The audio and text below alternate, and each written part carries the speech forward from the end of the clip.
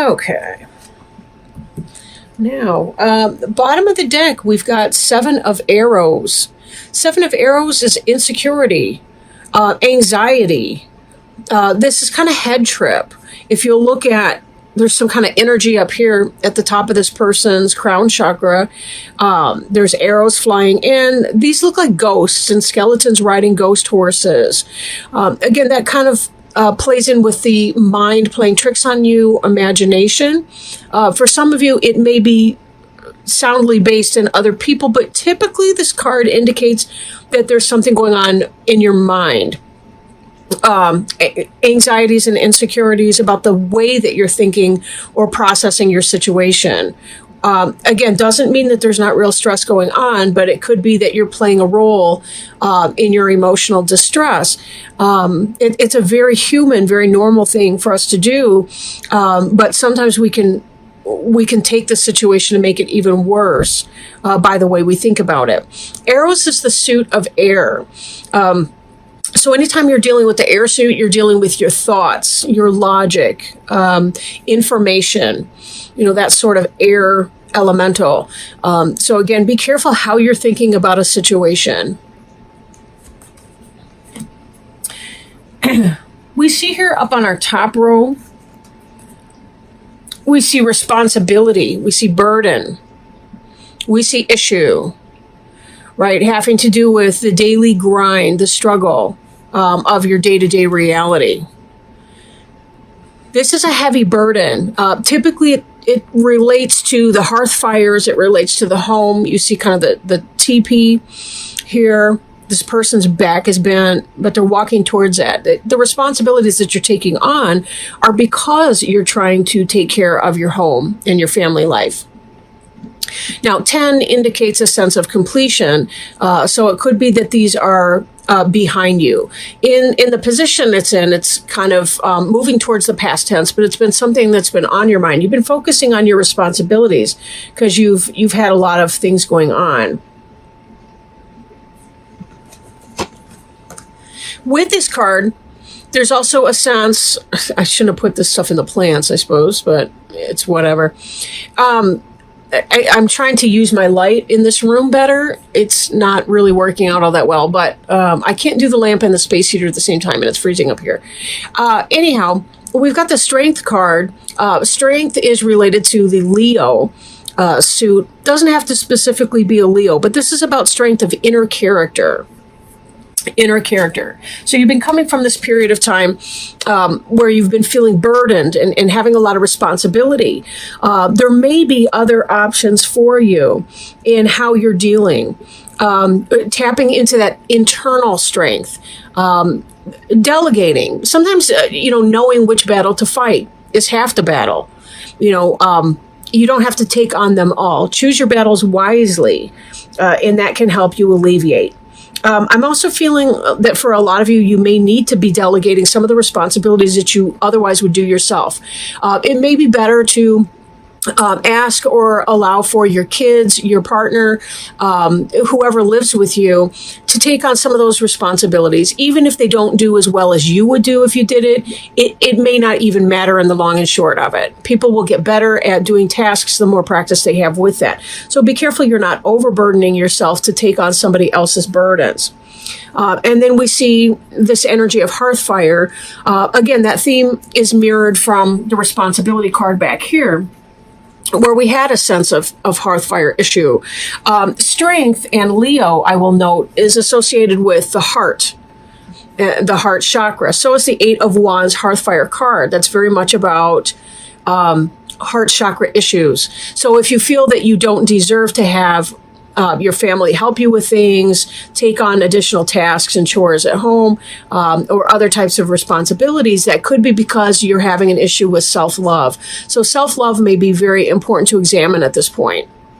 You'll note that this cougar here, this mountain lion, is holding what looks like a bowl or a cup. The idea is it's about fulfilling yourself first, because once you have enough in your cup can runneth over, and you can provide for other people. But if we don't fill our own cup first, we don't have anything for anyone else. And that can create pain and resentment heart chakra issue, pain and resentment, loathing, for those around us, even if we deny how angry we become at them. The denial of anger doesn't mean the absence of anger, and then we can have all kinds of issues. So be very careful that you're paying attention to your own needs as you're moving forward. Don't allow this sense of insecurity here to talk you out of your birthright for happiness. You'll notice that this arrow here, it may be a little bit low of the heart chakra, but it still can be coming in as that. I'm going to have to turn this plant because it's, well, maybe not right now. But anyway, I'm going to have to figure out this plant later. So don't talk yourself into that. Examine the issues of heart. Where have your heart issues come from in the past? Like, where have you learned that your needs and desires don't matter or don't count, or that they have to take a back seat to the needs and demands of everyone else? That all plays into this responsibility card. And all the things that you've been doing here. Don't break your back because you're trying to deal with these issues. Note that the part where her back is bent, or his or her back is bent the most, is just opposite the heart. But it's all heart chakra, right? So each of these cards is indicating the need for self-care, delegating responsibilities. Do not talk yourself out of that. Find that internal strength, right? Boundaries are important to set with other people. We're allowed, entitled. I strongly encourage you to set boundaries with other people.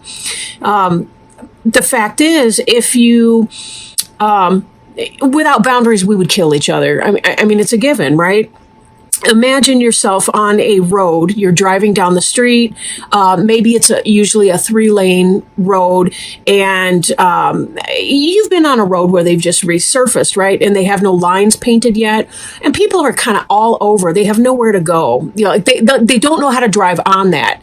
Usually I'm driving along thinking, "Come on, guys, it's not that hard to figure out. It's a 3-lane road, big deal." But the truth is, when we don't have those lines of boundary, those lines of distinction and differentiation, it becomes very, very confusing. We don't know where to go.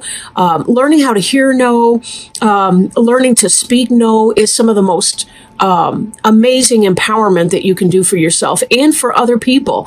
We're going to hear no later in life. If it's your kids, they're going to hear no from their boss, from the college that they want to go to, from the teacher at school.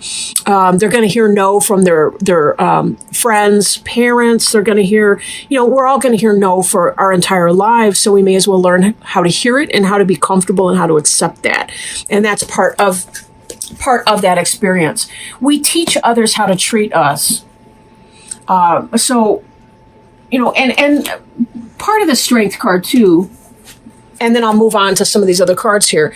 Part of strength is that this isn't an act of physical violence that's going on. It's about you can be quiet and assertive at the same time. You can hold fast to your no without having to rise to a level of inappropriate. You don't have to yell at people. You don't have to spank your kids. You don't have to do whatever to assert your no in that. Right? There can be other ways to do that. Obviously, I can't get into a parental thing right now. But certainly seek assistance if you're not sure how to achieve some of the outcomes that you want, right, with that. Usually it's enough to withhold something that your kid likes or to apply something that they like. Very, very basic behaviorism to encourage participation from the family. But you may have to have some community meetings to figure out what that means. So don't be afraid to come into your power, because when you assert your power, you're modeling strong assertion to other people. It does not mean that you're taking their power away. You're just saying, look, this is where I end and you begin, and you're not allowed to cross over into that line. Oh, okay. Now, for those of you that have been going through your wheel is turning, right? This Wheel of Fortune card here indicates for us that the cycle is turning, that the fates play a hand. These three down here, these three figures are the fates, and they are weaving your future life, right? They have a role in that. You also have a role in your life, in the choices that you make. Just as we teach others how to treat us, sometimes we're not sure how our life is, or we're not positive the larger picture of our life. But we have to kind of look back at our life. We sort of have to look backwards to be able to see where we've been and find out what the direction is to that. And there can be that sense of blindness, like I don't really know where I'm going or what I'm doing. But, it's sometimes is easiest when we look back and reflect, and certainly take that time to do that. That's all part of it. Looking and seeing where we've gone, knowing that there's a balance to the things that we do, that there are things that are beyond our control. But this Wheel of Fortune card tends to be about good luck, fate taking a hand. If it's meant for you, it will happen. You will not miss the opportunities that are destined for you. That's what destiny means. Sometimes we can slow a process down, but eventually we will get to our destiny because it's just the way that it's supposed to be. So this is all part of that. But something is taking a hand in it. The fates are taking a hand in your future and what's going to be kind of playing out. Now, this Page of Wands here is called a stoat. A stoat is a mustelid, which is a member of the mink family. They're the musk-producing mammals, like minks and weasels and that sort of thing. Page of Wands is fire, so that can be kind of that Aries, Leo, Sagittarius energy, but it tends to be some kind of passion that's coming into action.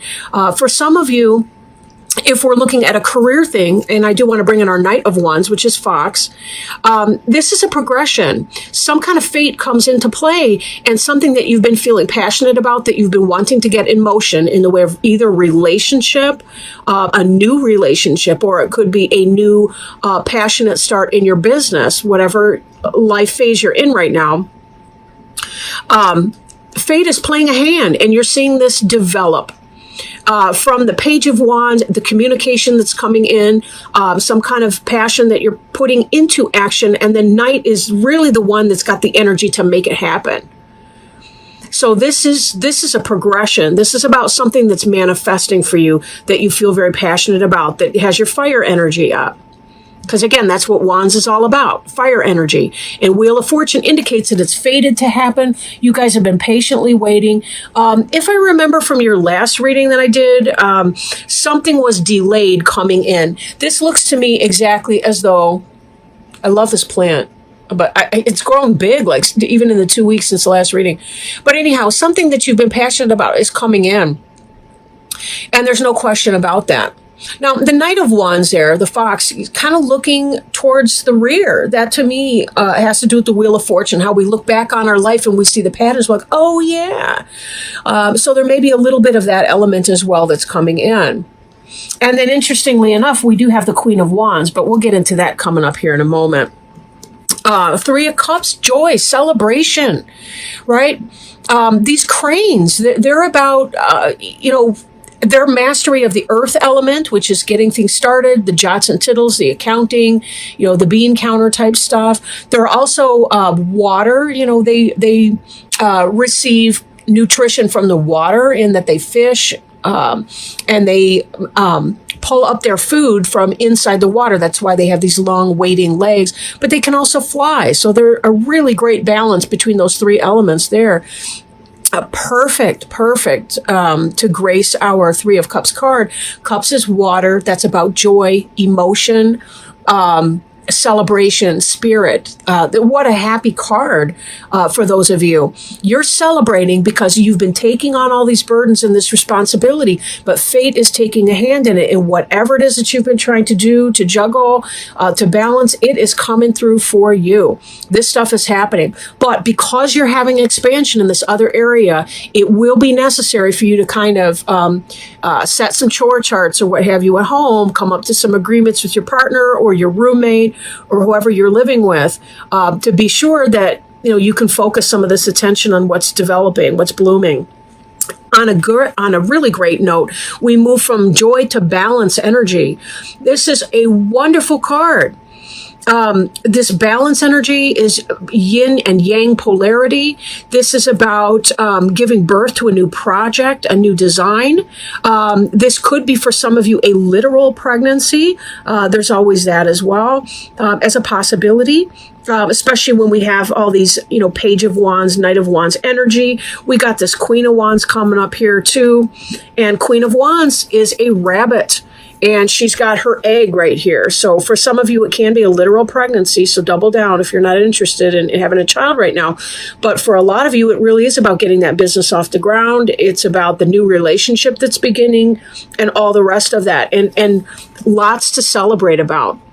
This is, you finally made it through whatever it was that you were struggling with, and that you've been wanting to move forward. This is an excellent progression for so many of you. I do want to pull another card. This one is from the Animal Wise Tarot. There's just usually so much going on behind the scenes. Okay, wonderful. We have the 8 of 4-leggeds, which is the squirrel. Just 2 days ago, I was sitting in this very chair and looking out the window. There was this big fat squirrel all cozied up on a big branch outside my window. So squirrel, 8 of 4-leggeds. It's the earth suit, pentacles, like coins, and preparing for the future.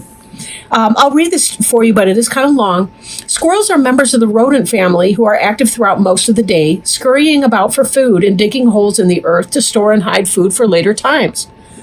Although squirrels are not signs of great monetary gain or prosperity, at this time its appearance serves as a strong reminder we are on the right track, laying the foundation and making the right preparations to enable us to succeed and prosper in the future. Squirrel reminds us to stay dedicated to our goals. If we persevere, we will succeed.